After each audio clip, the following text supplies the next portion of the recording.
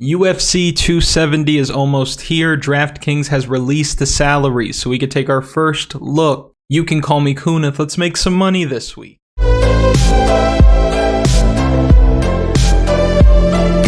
This is the first look where we go over the slate fighter by fighter, salary by salary, and we talk about spots that we like and spots that we don't like. At the top of the slate, we have Raoni Barcelos. He's coming back at 9,300. He's fighting Victor Henry this week. This fight was originally scheduled for UFC Vegas 45 at the end of last year.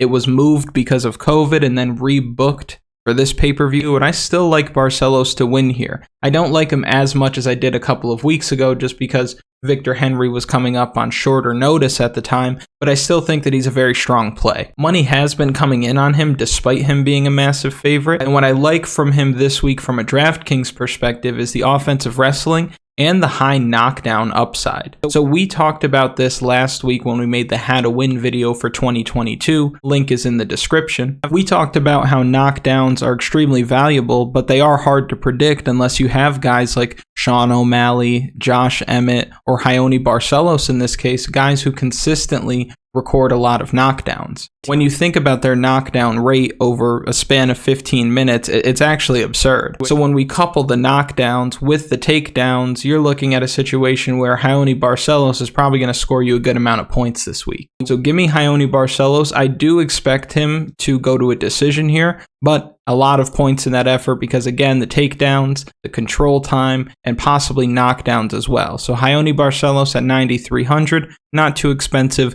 good play this week. Next at 9,100, we have Michel Pereira. He's going to be welcoming Andre Fialho to the UFC, and this should be a crazy fight for as long as it lasts. Michel Pereira always makes for an exciting fight, and on top of that, Andre Fialho is a bit of a knockout artist. Remember that time Michel Pereira got knocked out? Yeah, me neither. So when you look at Michel Pereira, this dude has a solid chin. He always comes into the fight in great shape, and he's only 28 years old, so you have to think that he's probably stepping into his fighting prime at this point. Michel Pereira should be way too much for this guy, and I expect him to pick up a knockout in this spot. Andre Fialho is hittable, but he's also very tough. Sometimes that toughness can work against guys because they're overconfident with what they can take, and as a result walk into something. I could see that happening this Saturday. At 9,100, Michel Pereira may be chalky, but he may be worth it. Michel Pereira looks like a good play. So the pick for this fight is Michel Pereira inside the distance.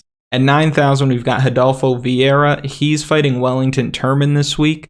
This guy gives me heart problems. His fights tend to be a lot closer than they need to be. And his fight against Fluffy Hernandez, he gassed hard and he gassed fast, like Max Roshkoff fast. So that's extremely concerning. Luckily for us, he's fighting Wellington Turman this week. So despite the bad cardio, we're probably in a good spot. I expect him to pick up the win here. When Vieira is fresh, his grappling is some of the best in the division. And keep in mind, he's recorded 12 takedowns in just 4 UFC fights, none of which have gone the distance, which means that he's getting these takedowns, he's getting them fast, he's great at getting the fight to a place where he's most comfortable. And on the flip side of that, Wellington Turman would prefer to grapple than strike, so that works out well for Vieira and for those of us who are playing him. We know that on DraftKings, the most predictable path to success is right here. It's the takedowns. So we target fighters who are going to shoot for takedowns and have big grappling advantages. And that's exactly what we have here. So if Rodolfo Vieira wins, it's going to be inside the distance. It's going to be by way of submission.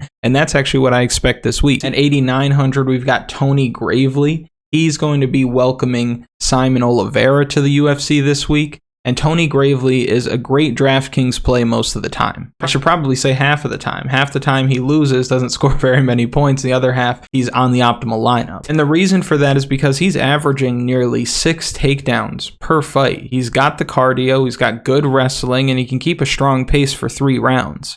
He's a decent favorite in this spot, and he's fighting someone who's making their UFC debut, so it seems like a no-brainer. The scary part is that Simon Oliveira is a submission artist and a pretty damn good one. So if Gravely gives up his neck or he lets Oliveira take his back at any point, this fight is probably over. And the reason why I say that is Tony Gravely has only lost 7 times as a pro, but you'll see here 5 of those were by way of submission. So if there is a path to victory for Oliveira, it's going to be through the strongest part of his game, which is that jiu-jitsu. So this puts us in a tough spot because if Tony Gravely wins, he's probably scoring over 100 points, showing up on the optimal lineup, and you'll need him to win all the money. But if Tony Gravely loses, it's because he was submitted probably early in this fight, which means that you'll absolutely need to have the other side of this one. So the pick for this fight, unknown. I will give you a hard lean on my final picks video. You know, I normally don't leave things up in the air, but for this I will, but I will give you a hard lean by the time the final picks comes out later this week. At 8,800 we have Kay Hansen. She's fighting Jasmine Jasdavikas this weekend, and Kay Hansen looks like the obvious play here, right? She's going to have a wrestling heavy game plan. She's 10 years younger, the more experienced fighter in this spot. I do worry about her finishing upside and her output though. I don't expect her to get the finish in this spot, and her pace isn't great if you've watched any of her fights. So she probably doesn't pay off the price tag. I'll be fading this fight this week. There is a women's MMA fight later on the card that I think is worth targeting, but this one I'm probably going to stay away from. Kay Hansen at 8,800. She's probably going to win, but is way too expensive. At 8,700, we've got Matt Fravola. He's going to be fighting UFC newcomer Ronaldo Valdez, and Matt Fravola's in trouble. He's in trouble. He got knocked spark out with a 1-2 by Terrence McKinney. And Fravola is just not a good striker, right? He relies on his pressure, his offensive wrestling. He's looking to grind out these decision victories if possible. But at striking range, he's not a huge threat. On the other side of this, Ronaldo Valdez is a massive threat. So the pick for this fight is Ronaldo Valdez by knockout. At 8,600, we've got Said Nurmagomedov. He's going to be fighting Cody Stamann this week. Said is going to be the taller, longer fighter. He's got the better striking, I'm sure, and his path to victory is to keep the fight on the feet, strike from the outside, and keep his back off the cage. Cody Stamann normally is looking for takedowns. He's looking to grind out decision victories, kind of like Matt Fravola, who we just talked about. But I don't see Nurmagomedov getting taken down repeatedly, or at least held down in this spot, and that's the reason why I think he wins. Now, I don't want to target him on DraftKings because I don't expect him to get the finish here, and I expect him to probably just outpoint Cody Stamann, stay on the outside, and win a unanimous decision. The reason why I say that is Cody Stamann's never been knocked down. He's never been knocked out. He takes shots very well, and I expect him to do exactly that on Saturday night. So for that reason, I could see Said winning, but scoring 65 points, and at this price, not enough for me. Really, at any price, we're not looking to score 65 points. So the pick is Said Nurmagomedov by decision, but I'm not getting there on DraftKings. At 8,500, we've got Brandon Moreno. He's in the perfect trilogy fight. First fight was extremely competitive. Second fight, Moreno was just a step ahead, which resulted in the finish. And now we've got the rubber match, which creates the question, if Figueiredo wins, the series for both men is 1-1-1. So do they run a fourth fight in the summer or early fall? Let me know what you think in the comments. And I expect this fight to be another war, a good stacking option for cash games, much better than the main event, at least from a stacking perspective. But for this fight, I do lean Brandon Moreno. Both fighters have everything. They've got speed, grappling, endurance, but the biggest difference maker for me is Brandon Moreno's chin. He can handle the power that Deuce de Gueja is going to be throwing early, so Brandon Moreno is probably going to stay in his face for the entire 25 minutes. The pick for me is Brandon Moreno by decision, and still, at 8,400, we've got Cyril Gane, and he's amazing. I remember watching his UFC debut and thinking nobody beats this guy. Cyril Gane is what we want John Jones to be at heavyweight. This guy has the best footwork in the division, 5-round cardio,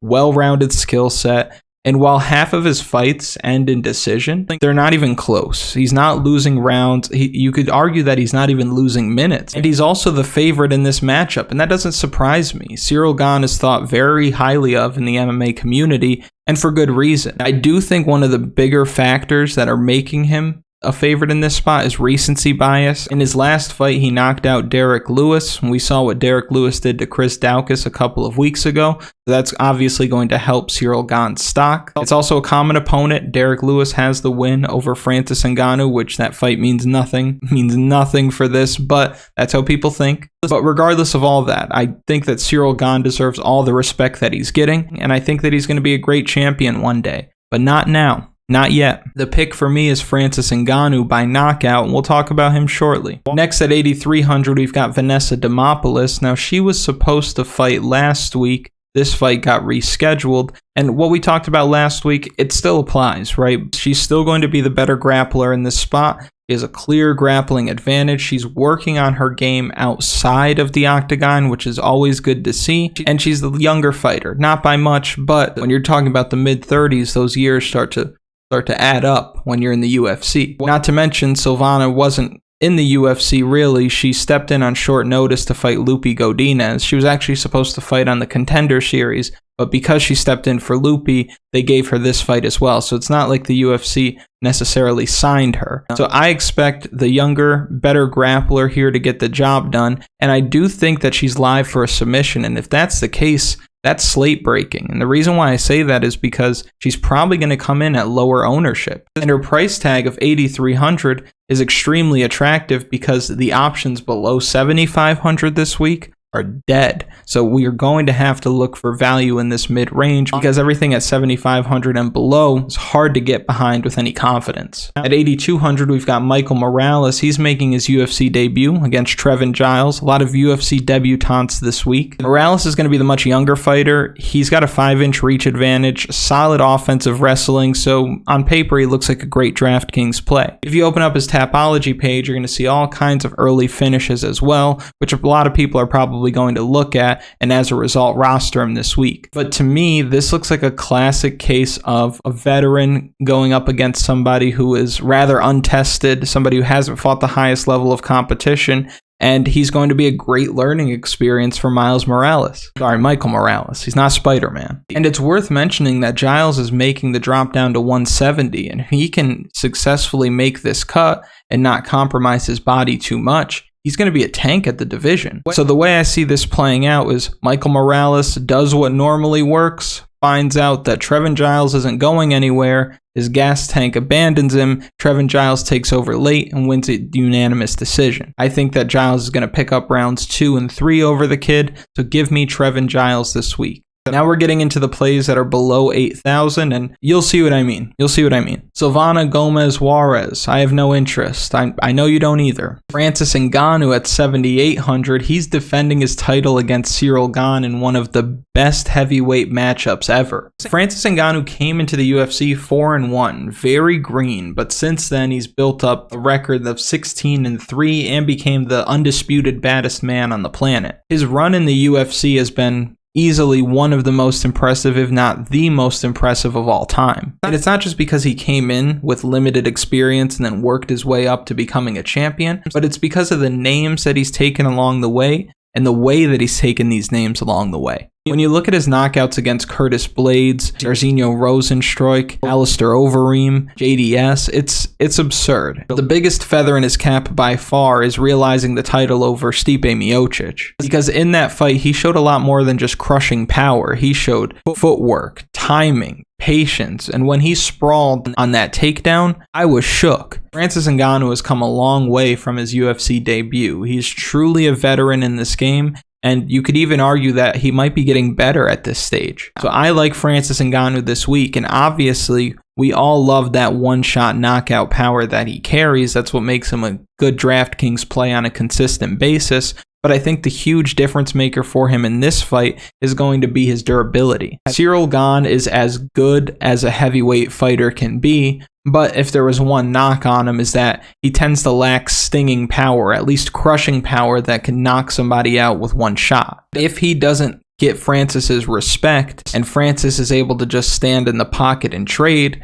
although he's got great footwork, great head movement, great body control, and I'm sure he can eat a couple of shots, but I don't expect him to be able to stand across from Francis for 25 minutes. So give me Francis Ngannou by knockout. And still, Davison Figurado, he's going to be 7,700. He's a monster, and the power that he carries at the weight class is unusual, which is probably why he ends up on death's door when he's trying to make weight. But I think Brandon Moreno has his number at this point. I do expect Figueiredo to have success in spots, and the fight is going to be close, but you got to kill Brandon Moreno at this point in his career, and I don't see that happening. After 2 fights, the rapport is built. The rules of engagement are understood. Both fighters know what the other person wants to do, and all it comes down to is who's going to execute their game plan better. And I expect that to be Brandon Moreno. Now again, this fight is great for cash if you're looking to stack, especially because Figueiredo does have that power early in the fight, so he could score a knockdown,